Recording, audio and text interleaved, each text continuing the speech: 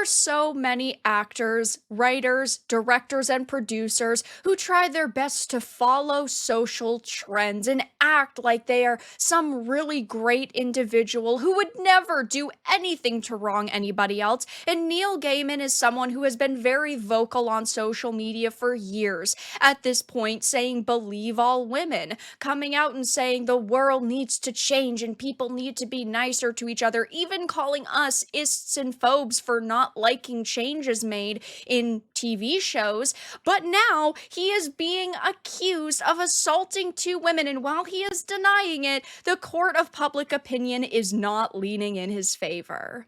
I have a few different things to show off, but before we get into the topic, if you enjoy the content I create, check out the links in the description, join the community in my live streams, and consider supporting through Patreon or YouTube memberships. Now, I do not like him as an individual. He is someone who has said a lot of terrible things over the years and attacked people like you and I simply for criticizing changes made in his work and other people's work. I mean, he had recently said that anyone who criticizes race swapping in something like The Rings of Power is a racist or hasn't read the books, but now everybody who has supported him for years is seemingly turning on him. This is a Business Insider article. It says two women have accused the Sandman writer Neil Gaiman of sexual assault. He rose to fame as the author of the DC Comics fantasy series The Sandman between 89 and 96. His work continued to explore religion, mythology, and magic in books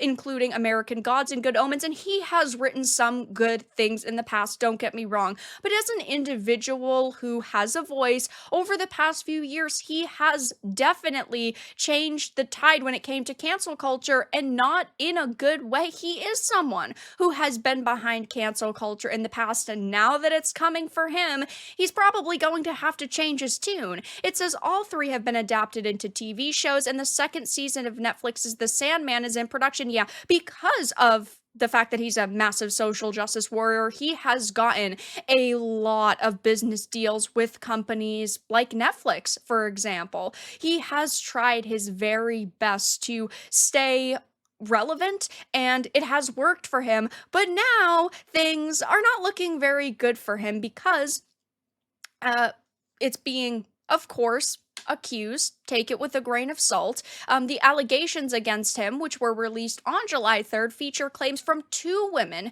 who say he sexually assaulted them in 2005 and 2022. Now, obviously, it is very hard to instantly believe accusations from, in this case, 15 years ago. Of course, there is one in 2022, but something that happened 15 years ago is very hard to sit here and just blindly believe. Now, the first victim, identified only as Kay because she wished to remain anonymous, said she started a relationship with him in 2005 when she was 20. So it's not like, he met her at a bar and, had his way with her. They were in a relationship.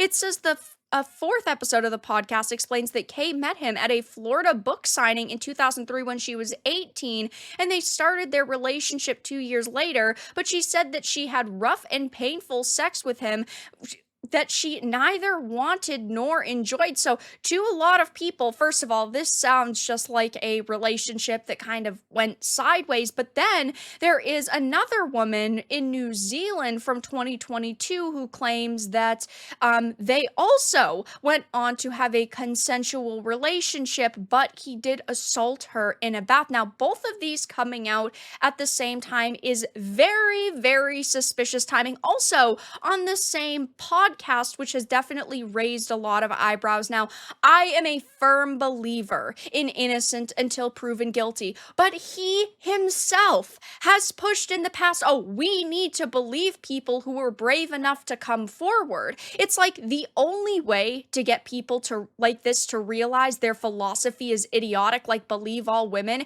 is to get them to suffer from it. You reap what you sow, and I don't want people to be canceled. I do not support cancel culture. But at the same time, he is someone who, for years now, has pushed this stance. He is going to have to face the same court of public opinion without an actual day in court that his ilk have forced on all of us. The reaction to him, is nothing but his own fault. And if the allegations are true, it of course exposes another disgusting human being. It wouldn't surprise me, of course, in the world of Harvey Weinstein's, these people preach the loudest. They try to get you to follow the high moral standards they claim to hold themselves to, then turn around and be degenerate garbage people. He is a massive male feminist that's part of cancel mobs who supports that side of, cancel culture. And like I always say, be careful because eventually they will come for you too. They're eating themselves alive. And because the atmosphere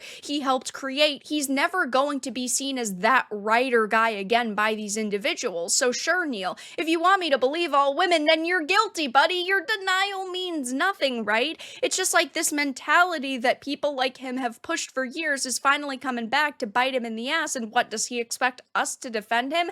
It's basically impossible. And over the past couple of years, he has been very vocal about race swaps, about gender swaps, and calling fans of his work and critics of changes being made ists and phobes. I mean, this happened just back in September 2022. The Sandman creator, Neil, says anyone who criticizes race swapping in the Rings of Power is either racist or hasn't read Tolkien, which is complete and utter garbage. Race swapping does not go back to Tolkien's work. Yes, I understand there were characters who were, given a certain race in the show that had not been, fully described or described in heavy detail in the books, but at the same time, you can clearly get a general description, and characters that were race swapped in this really do not fit the bill. He's also, back in 2023, called critics of casting for Netflix's The Sandman series racist, sexist, homophobes, and anti-vaxxers.